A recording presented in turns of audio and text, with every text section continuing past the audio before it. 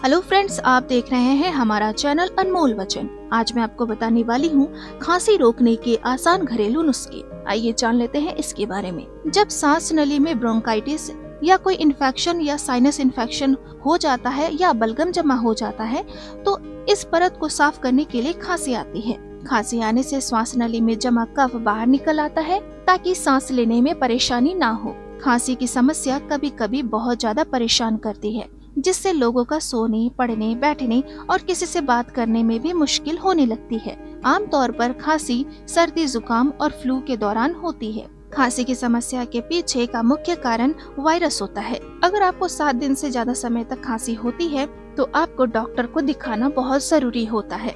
लेकिन साधारण खांसी को रोकने के लिए आप कुछ आसान टिप्स का इस्तेमाल कर सकते हैं।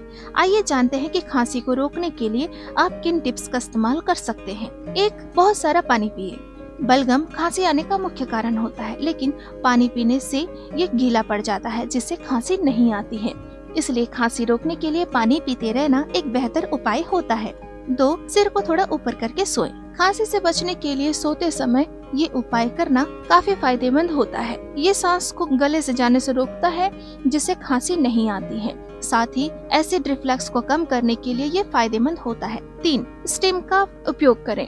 खांसी से राहत दिलाने के लिए ह्यूमिडिफायर का इस्तेमाल करना बहुत ही फायदेमंद होता है। ये बलगम को काफी ढीला कर देता है, जिससे उसे आसानी से साफ किया जा सकता है। ये श्वसन नली को सूखने नहीं देता, जिससे सांस लेने में आसानी होती है। 4, नेजल स्प्रे का उपयोग करें। नेजल स्प्रे का इस्तेमाल करके खांसी से बचा जा सकता है। ये आपके बार बार खांसी आने की समस्या को भी दूर करता है। 5, 1 चम्मच शहद का सेवन करें। रात को सोने से पहले शहद का सेवन करने से आपको बार बार खांसी नहीं आती है। इसलिए रात को चाय के साथ शहद का या फिर सिर्फ शहद का सेवन करें।